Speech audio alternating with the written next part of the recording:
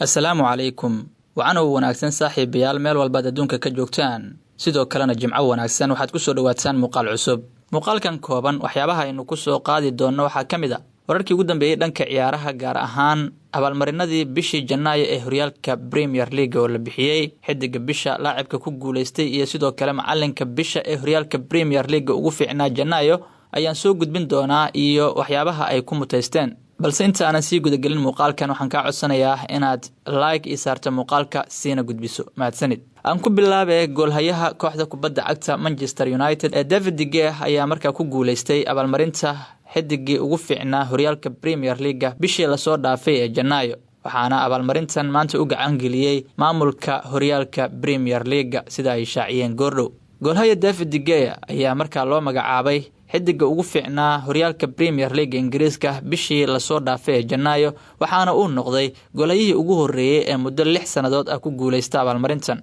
goolhaya David De Gea waxa uu sidaa ku noqday goolhayihii koowaad ee tan iyo sanadkii 2016 ku guuleysta abaalmarinta ciyaaryahanka bisha ee horyaalka Premier League tan iyo 2016 abaalmarintan waxaa qaybsanayay xidigaha kale ee boosaska kala duwan ka ciyaara iyadoo markaa uusan ka soo muuqan gacantana ku dhigan abaalmarintan goolhaye tan iyo 2016 oo waxaa ku kala guuleysanayay daafac qad dhexe garab weerar toos ah iyo wixii la mid ah laakiin De Gea waxa uu noqday goolhayihii ugu horeeyay ee markaa ku guuleysta abaalmarinta xidiga bisha ee horyaalka Premier League tan iyo sanadkii 2016 30 sano jirkan shabaqa u ilaaliyay kooxda Manchester United ayaa 22 badbaadin ku sameeyay 4 kulan oo kooxda United u ciyaaray bisheena dhaaftay ee Janaayo taasoo ka caawisay kooxda in ay sare ugu soo dhaqaaqaan 4 sare ee horyaalka Premier League goolhayaha kooxda Southampton ee Fraser Forster ayaa ahaa goolhayihii ugu dambeeyay ee abaalmarinta xidiga bisha ee horyaalka Premier League ku guuleysta waana sheeko dib ugu laabanaysa bishii Janaayo ee sanadkii 2016 markaasoo goolhaye Forster uu gacanta ku dhigay abaalmarintan waa markii ugu horeysay oo goolhaye David De Gea uu markaa gacanta ku dhigo kuna guuleysto abaalmarinta xidiga bisha ee horyaalka Premier League Ingiriiska kadib 11 sano oo uu markaa ku sugnaa kooxda Manchester United David De Gea oo sidoo kale ku guuleystay abaalmarinta xidiga bisha ugu fiicnaa kooxda Manchester United bishii saddexaad oo xiriir ah ayaa sidoo kale abaalmarinta xidiga Premier League ugu fiicnaa bishii Janaayo waxa uu David De Gea ku garaacay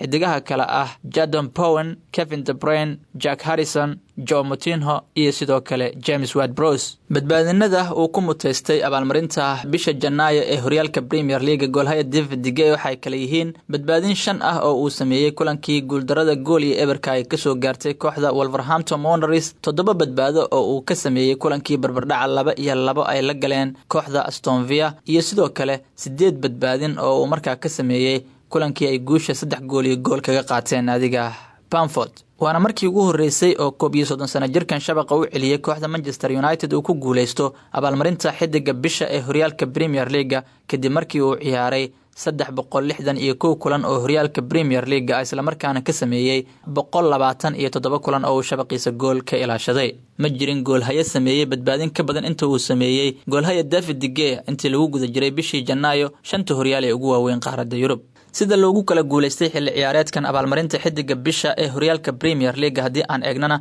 bishii Agoosto waxaa qaatay Michael Antonio oo West Ham ka tirsan September waxaa qaatay Cristiano Ronaldo oo Manchester United ah October waxaa gudoomay Mohamed Salah oo Liverpool ah November waxaa ku guuleystay Trent Alexander-Arnold oo Liverpool ah December waxaa qaatay Raheem Sterling oo Manchester City ah halka bishii Janaayo ee la soo dhaafana uu gudoomay goolhayaha Manchester United ee David De Gea dhinaca kalena waxaa sidoo kale la bixiyay abaalmarinta macalinka bisha Janaayo ugu fiicnaa horyaalka Premier League Ingiriiska waxaana ku guuleystay macalinka kooxda kubadda cagta Wolves ninka la yiraahdo Bruno Lage kadib markii uu kooxdiisa ku hogaamiyay bishaas 3 guulo oo isku xiga tababaraha kooxda Wolves ayaa helay abaalmarinta macalinka bisha ugu fiicnaa horyaalka Premier League markiisii ugu horeysay kadib markii 3 kulan oo ay kooxdiisu ciyaartay bishii hore ee Janaayo 3daba ay markaa guuleysteen macalinka kooxda Wolverhampton Wanderers ayaa bandhig cajiib ah markaa sameeyay xilli ciyaareedkiisii ugu horeeyay ee horyaalka Premier League waxaana uu guulo gaarsiiyay kooxda bishii Janaayo dhammaan 3 kulan oo ay kooxdu ciyaartay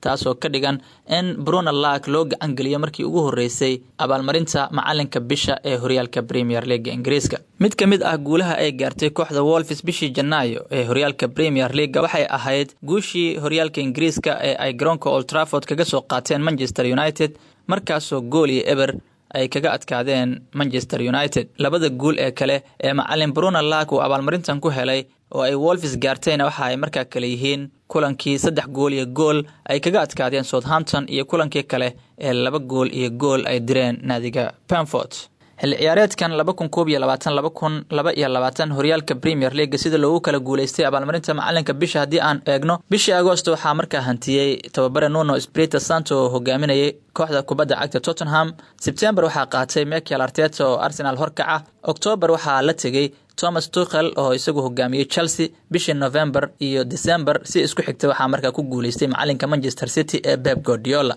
laakiin bishii ugu dambeysay ee Janaayo waxaa markaa gacanta ku dhigay macalinka kooxda Wolverhampton Wanderers ee Bruno Lage.